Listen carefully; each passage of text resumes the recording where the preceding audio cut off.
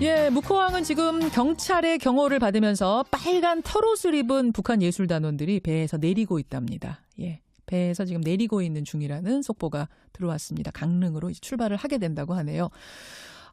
이 아파트 한 동 흔적 남기기, 재건축할 때 한 동을 남겨라. 여기에 대해서는 김희근님, 신선 꼭 해야 됩니다.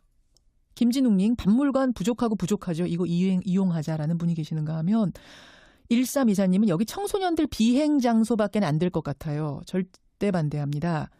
이 말씀도 주셨고 흉물스럽다 라는 의견들이 또 꽤 많이 들어옵니다. 억지로 치적 쌓기하는 거 아니냐는 이승희님 의견도 들어오고 문자를 조금 더 받아보기로 하죠. 그리고 우리는 재판정 들어가겠습니다. 예, 라디오 재판정. 오늘도 두 분의 변호사 나오셨습니다. 노상국님 어서 오십시오. 안녕하십니까 여러분. 아침 식사하고 나오셨습니까? 수락관으로 오세요. 밥이 보약입니다. 밥도 주나요? 그럼요. 오세요. 제가 밥 사드려요. 이제는 노상공이란 말에 거부감을 안 느끼시네요. 제가 언제 그런 또. 노영희 변호사님. 네. 백성문 마당생님도. 네, 안녕하세요. 제가 얼결에 마당새가 됐지만 저는 밥 안 사주시던데. 제가 사드립니다. 걱정하지 마십시오. 백성문 변호사, 노영희 변호사 두 분과 함께 합니다. 두 분은 이제 변호사시잖아요. 네. 단도직입적으로 제가 질문을 좀 드릴게요. 1심에서 이재용 부회장처럼 혐의가 인정이 됐던 사건을 네. 2심에서 이렇게 뒤집어 보신 경험 있습니까, 노 변호사님? 1심에서 유죄 나온 거를 2심에서 무죄한 건 있지만 1심에서 유죄였는데 2심에서 유죄를 하면서도 이렇게까지 파격적으로 이렇게 깎아주는 건 사실 없었죠. 못 해보셨죠. 네. 백 변호사님. 쉽지 않죠. 그러니까 이번 그 항소심 판결 같은 경우에는 그러니까 1심하고 정반대로 본 것 같아요. 그러니까 1심은 쉽게 말해서 전형적인 정경유착 사건으로 봤다면 이번에는 이재용 부회장이 피해자다라는 걸 기반으로 해서 판단을 하다 보니까 동일한 사실관계를 아예 다른 관점에서 바라보다 보니 특별히 예를 들어서 삼성 측에서 뭔가 더 많은 입증을 했다라기보다 재판부가 달리 본 거예요. 그러니까 이렇게 해보셨어요? 못 해보셨어요? 못 해봤죠.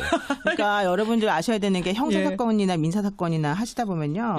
재판부 그 복이 있느냐 없느냐가 승패를 가른다니까요. 재판부고. 지금 보시면 아시잖아요. 1심하고 2심하고 지금 제가 보기엔 특별하게 더 나온 게 없는데 물론 영체독 때는 좀 변론을 하고 그랬는데 불구하고 1심하고 2심이 완전히 180도 다르잖아요. 이거는 판사님이 어떤 관점에서 보느냐에 따라서 이렇게 달라질 수 있다는 걸 여실히 보여주는 거예요. 근데 이렇게 되면 원래는 안 되죠. 사법부의 그런 신뢰성. 이게 그냥 단순 복이냐 아니면 그 이상의 뭐가 있느냐. 이게 지금 우리 국민들이 의심하고 있는 부분 아니면 달라져도 너무 달라졌으니까. 그러니까 이제 두 분의 변호사도 이렇게까지 나는 해본 적이 없다. 두 분 일단 반성하세요. 네.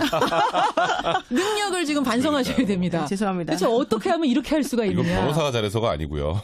재판부의 판단, 보는 관점의 차이니까. 착수금을 조금 받아서 그런 것 같아요. 노 변호사님. 그 정도로 많은 사람들이 놀랄 만큼, 법조인들도 지금 놀랄 만큼 1심에서 혐의가 인정된다라고 했던 건들이 무혐의로 줄줄이 무혐의가 됐습니다. 오늘 라디오 재판정 세기의 재판이라고 해도 과언이 아니었던 어제 이재용 부회장 그제군요. 이재용 부회장의 항소심 판결 그 뒷이야기와 이모저모 궁금증들 아주 쉽게 A부터 Z까지 좀 풀어보겠습니다. 실은 상당히 복잡해서 저도 굉장히 어렵더라고요. 비전문가들은 다 어려울 수밖에 없습니다. 질문거리가 많습니다. 여러분도 문자 보내주십시오. 어제 판결에 대한 그제 판결에 대한 소감도 좋고요. 질문도 좋습니다. 50원의 단문 100원의 장문 유료 문자 샵 1212 카톡 레인보우까지 오늘은 열어놓고 아주 쉬운 것부터 아주 어려운 것까지 주시면 우리 노상궁 백마당새가 아는 데까지 성실하게 답변 드리겠습니다. 먼저 제일 난이도 낮은 질문 하나 주신 분 계세요. 난이도 A 질문. 백 변호사님. 네. 항소심이라는 건 1심 판결을 내가 받아들일 수 없다 할 때 가는 거잖아요. 그렇죠. 그 둘 다 인정하면 그냥 확정되는 거고. 그렇죠. 이번 이재용 부회장 항소심은 누가 항소한 거예요? 특검과 이재용 부회장이 둘 다 한 거예요. 누가 먼저 한 거예요, 그러면? 그건 거의 동일하게, 그거는 누가 먼저가 큰 의미가 없고요. 그러니까 특검 입장에서는 구형량보다 훨씬 낮게 나왔죠. 그러니까 쉽게 말해서 뇌물공여만 하나 놓고 보죠. 1심 기준으로 생각을 하면 미르재단 K스포츠재단에 출연한 건 뇌물이 아니라 그랬어요. 그 당시에. 근데 특검은 그걸 뇌물로 봤잖아요. 그렇죠. 그러니까 그 부분에 대한 불만이다라고 해서 항소를 한 거고. 삼성 입장에서는 아니 우리는 뇌물을 준 적이 없는데 우리는 강요에 의해서 어쩔 수 없이 그냥 달라니까 겁박에 해서 준 건데 이게 무슨 뇌물이냐. 우리 인정 못한다. 그래서 둘 다 항소를 했고 그 둘 다 항소를 한 것에 대해서 이번에 항소심 재판부가 판단을 한 거죠. 그러면은 2심 재판이란 거는 노 변호사님, 네. 1심의 판결을 바탕으로 해서 그 재판부가 판단하는 거예요? 아니면 아예 전부 새로 시작하는 거예요? 근데 사실심이기 때문에 만약에 새로운 증거가 나타나거나 기존의 증거를 뭐 잘못 적용했다거나 이러면은 재판부가 1심의 판결에 꼭 구애받지 않고 얼마든지 새로 할 수는 있는 거죠, 당연히. 이제 그런데 보통 이제 법관이라고 하는 분들은 오랫동안 그 교육을 같은 방식으로 받아오고 같은 방식으로 이제 법이라고 하는 테두리 내에서 판단해야 된다는 것을 우리가 계속 교육받고 그렇게 해야지 법적 안정성이 유지가 된다라고 하기 때문에 이렇게까지 완벽하게 다른 식으로 판단을 한다면 사실 누가 그 결론을 믿겠습니까? 그러니까요. 그렇기 때문에 법원 내부에서도 지금 이재용 씨나 뭐 최순실 씨나 박근혜 전 대통령이나 이분들에 대한 재판이 엄청나게 많이 열리고 있잖아요. 그런데 그 괴가 전부 다 판사마다 다 제각각이다. 그렇게 된다면 사실 이게 중구난방이고 재판이 아니죠. 이걸 신뢰할 수 있겠는가? 그렇죠. 그래서 이제 그런 것들을 그래서 일부러 재판부 또 아무리 다르다 하더라도 이제 어느 정도 당연히 같아야 되는 부분은 같게 또 다른 부분은 다르게 이런 식으로 판단하는 건데 이번에 이재용 씨 재판 같은 경우에는 완전히 너무 달라서 그동안의 것들하고 그래서 좀 이상하다 이렇게 보는 분들이 많아요, 사실은. 그럼 어떤 분이 지금 질문 주셨는데 아예 무죄가 된 겁니까? 근데 무죄된 건 아니잖아요. 무죄된 건 아니죠. 부분이 무혐의가 됐지만 어쨌든 결과는 유죄입니다. 유죄. 그렇죠. 유죄 인정 부분이 확 줄어들어 버린 거죠. 징역 5년이 2년 6개월이 됐고 집행유예 4년으로 석방. 또 하나 궁금한 게 석방이 되느냐 안 되느냐가 피고인들 심리에 어느 정도 영향을 줘요? 엄청나죠. 엄청나게 높죠. 완전히 다르죠. 그러니까 이게 그러니까 예를 들어서 그냥 2년 6개월 실형이 선고됐다면 삼성도 웃지 못했을 거예요.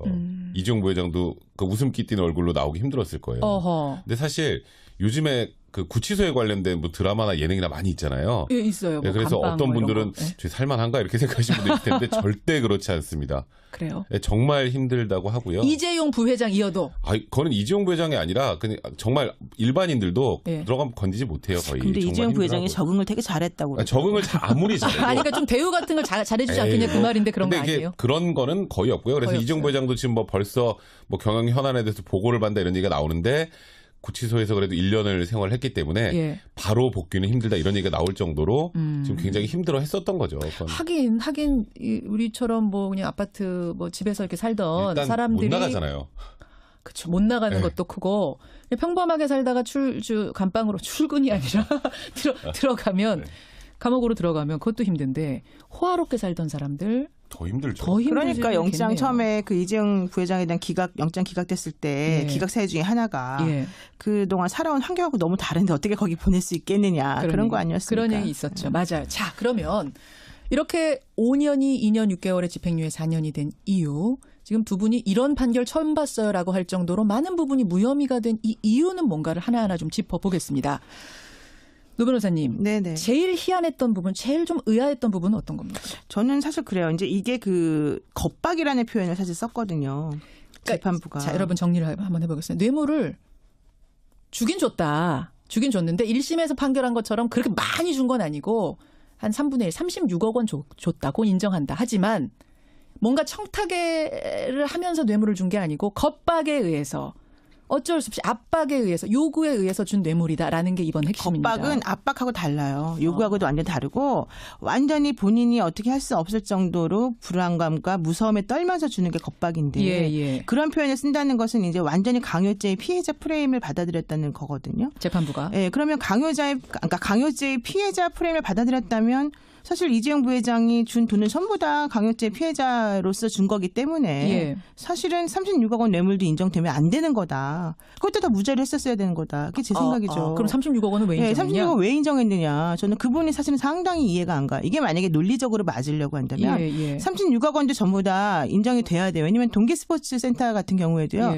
16억 2,800만 원 삼성이 줬다고 하면서 그 원칙적으로 장시호랑 그 김종 전 차관의 재판에서는 강요죄를 유죄를 하면서 그거를 받았다고 얘기를 했단 말이에요. 그러면 그 돈을 주었던 삼성 입장에서는 강요하니까 어쩔 수 없이 준 피해자라는 얘기였잖아요. 그러네요. 그렇다면 이 뇌물도 마찬가지고 승마와 관련해서도 대통령이 만난 자리에서 자기들 화를 내고 막 채근을 했기 때문에 어쩔 수 없이 주었다라는 얘기를 하면 당연히 겁박, 대통령이라고 하는 최고 권력자가 자신을 겁박해서 준 거기 때문에 당연히 그것도 무죄가 돼야죠. 같은 논리라면. 근데 전혀 또 엉뚱맞게 그거는 또 유죄를 인정했기 때문에 그것도 또 용역대금 플러스 예. 말 타는 사용이익이잖아요.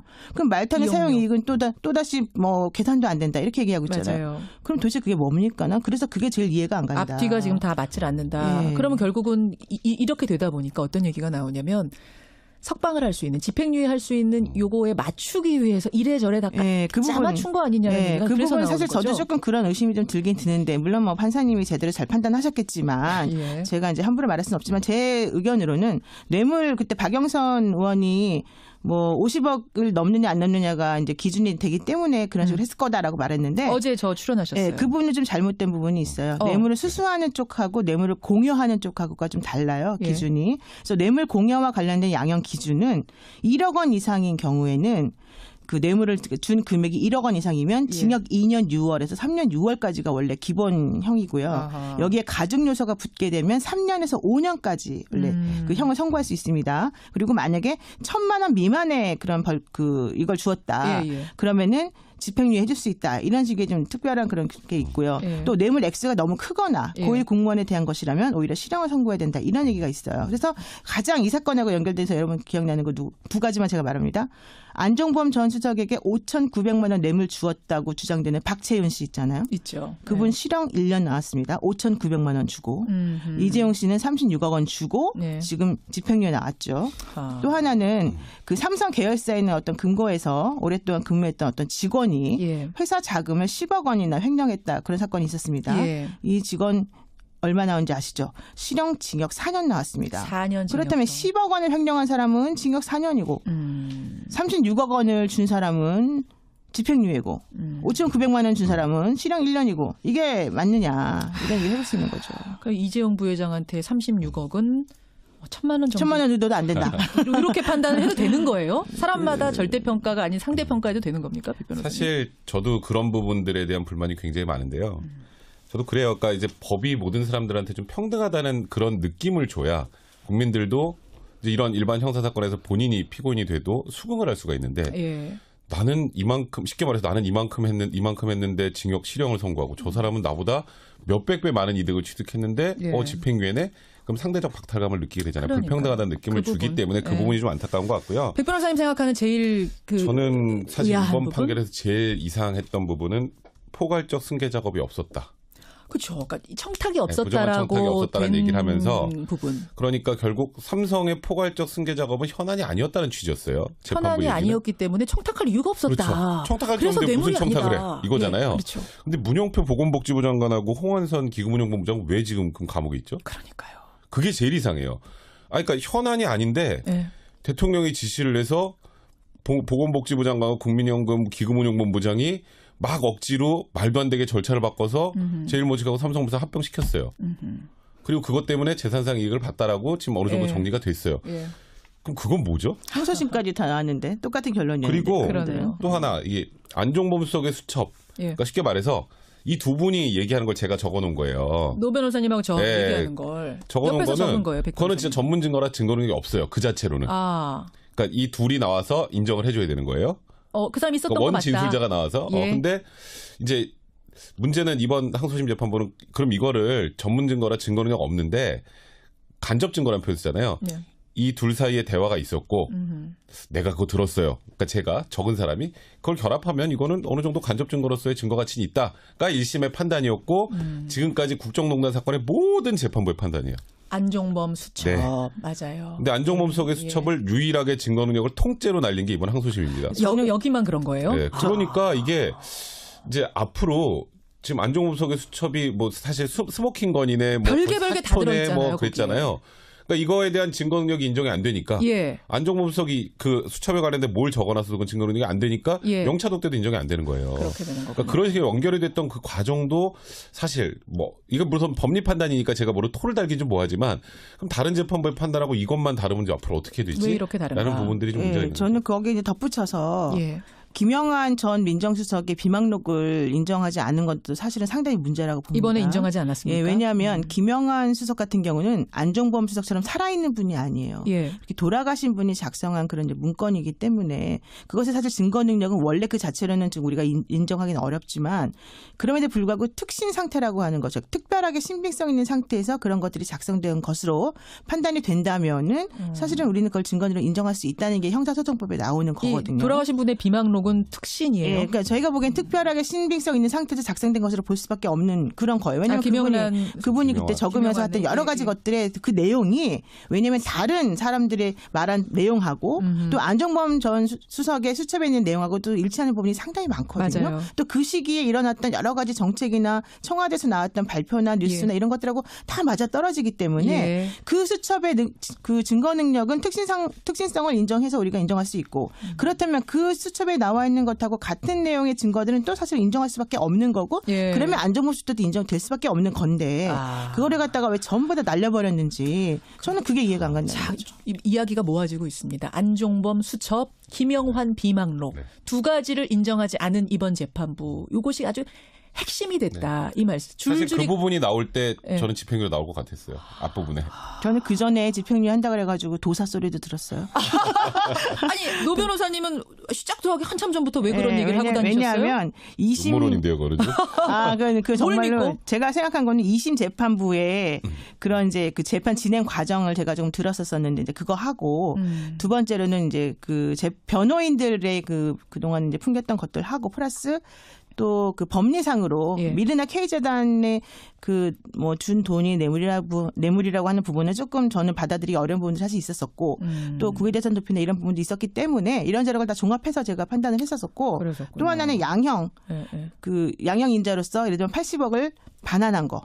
그다음에 이제 뭐 마지막에 이렇게 했던 거 여러 가지 것들이었는데 80억 반환이라고 하는 것은 만약에 무죄를 주장한다면 사실은 반환하면 안 되는 돈이거든요. 그러네요. 근데 반환을 마지막에 했어요. 그 얘기는 재판부 입장에서 봤을 때 집행유예를 해줘라라는 식으로 압력이 이제 되는 그런 금액이라는 거죠. 자, 이런 부분들이 있습니다. 많은 분들도 각자 나름 생각하는 의아한 부분들을 적어서 보내주고 계시는데요. 이제 중요한 건 아직 대법원 판결 남아있는 그렇죠. 거고요. 그다음에 박근혜 전 대통령 재판, 최순실 씨 재판은 어떻게 영향을 줄 건가 이 부분이거든요. 일단 대법원에서는 제일 중요한 부분이 안종범 수석의 수첩의 증거능력 인정 부분일 거예요. 그건 완벽한 법리 판단이기 때문에 대법원에서 이걸 정리를 해주지 않으면 지금 이 안종범 수석의 수첩이 모든 재판에 지금 증거로 들어가 있어요.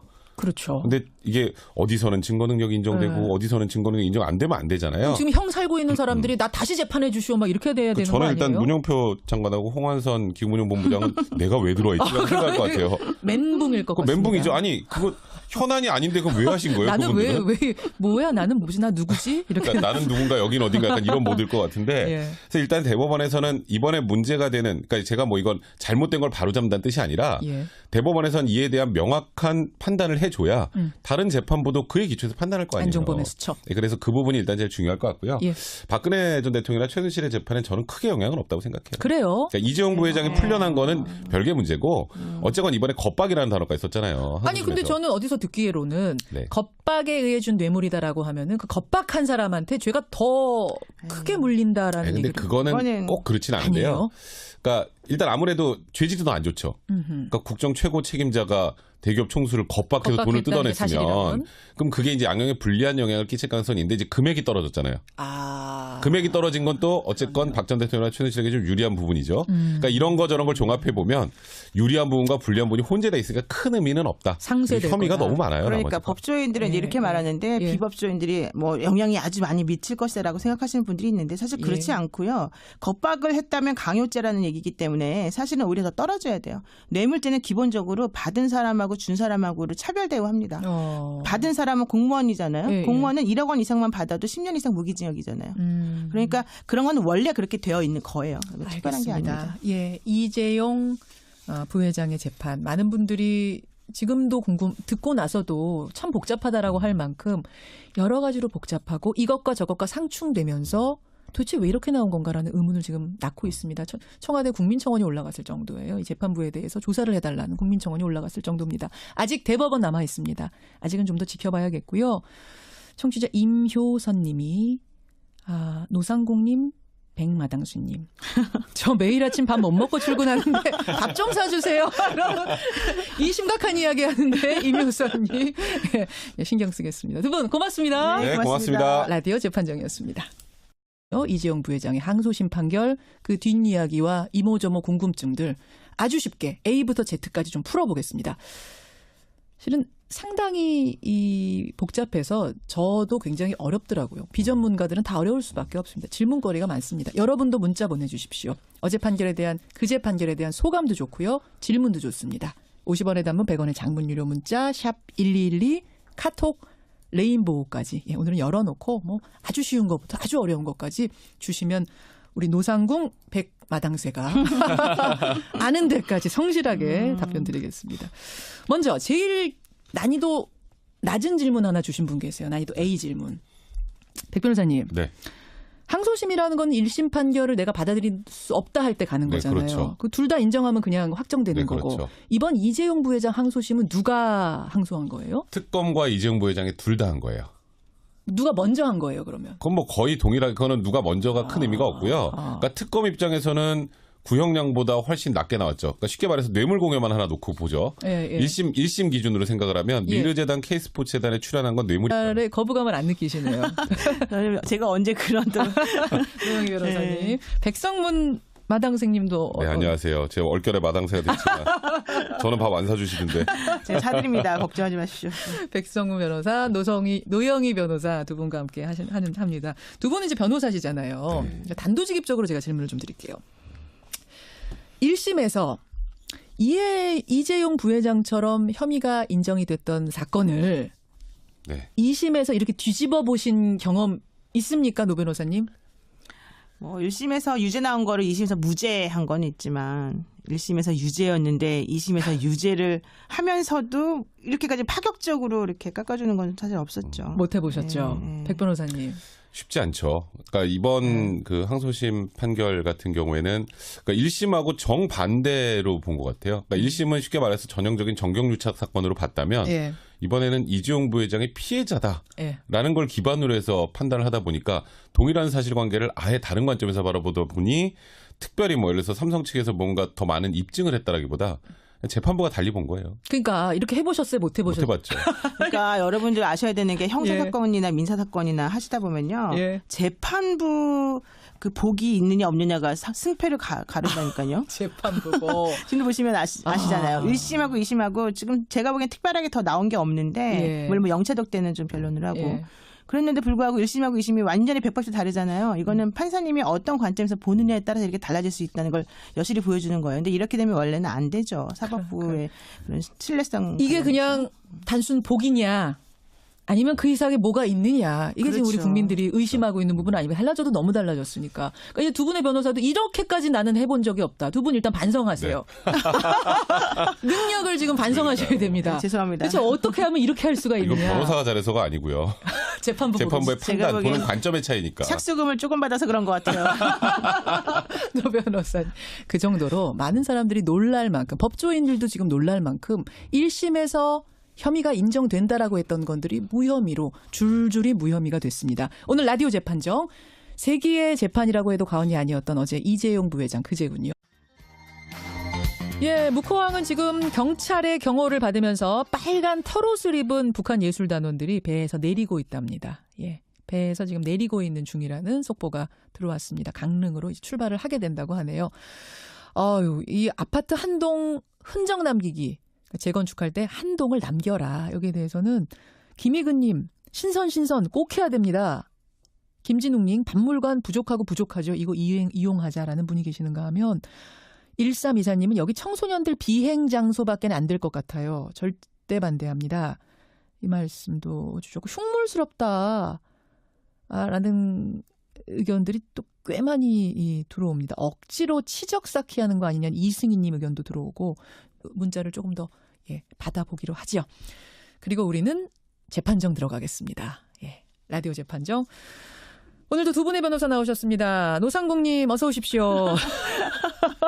안녕하십니까 여러분. 아침 식사하고 나오셨습니까? 수락관으로 오세요. 밥이 보약입니다. 아, 밥도 주나요? 그럼요. 오세요. 제가 밥 사드려요. 이제는 노상공이란 말 아니라 그랬어요. 그 당시에. 근데 특검은 그걸 뇌물로 받잖아요. 그렇죠. 그러니까 그 부분에 대한 불만이다라고 해서 항소를 한 거고. 예. 삼성 입장에서는 아니 우리는 뇌물을 준 적이 없는데 우리는 강요에 의해서 어쩔 수 없이 그냥 달라니까 겁박에 의해서 준 건데 이게 무슨 뇌물이냐. 예. 우린 인정 못한다. 그래서 둘 다 항소를 했고 그 둘 다 항소를 한 것에 대해서 이번에 항소심 재판부가 판단을 한 거죠. 그러면은 2심 재판이란 거는 노 변호사님 네. 1심의 판결을 바탕으로 해서 그 재판부가 판단하는 거예요? 아니면 아예 전부 새로 시작하는 거예요? 근데 사실심이기 때문에 만약에 새로운 증거가 나타나거나 기존의 증거를 뭐 잘못 적용했다거나 이러면은 재판부가 1심의 판결에 꼭 구애받지 않고 예. 얼마든지 새로 할 수는 있는 거죠, 당연히. 이제 그런데 보통 이제 법관이라고 하는 분들은 오랫동안 그 교육을 같은 방식으로 받아오고 같은 방식으로 이제 법이라고 하는 테두리 내에서 판단해야 된다는 것을 우리가 계속 교육받고 예. 그렇게 해야지 법적 안정성이 유지가 된다라고 예. 하기 때문에 이렇게까지 완벽하게 다른 식으로 판단을 한다면 사실 누가 그 결론을 믿겠습니까? 그러니까요. 그렇기 때문에 법원 내부에서도 지금 이재용 씨나 뭐 최순실 씨나 박근혜 전 대통령이나 이분들에 대한 재판이 엄청나게 많이 열리고 있잖아요. 예. 그런데 그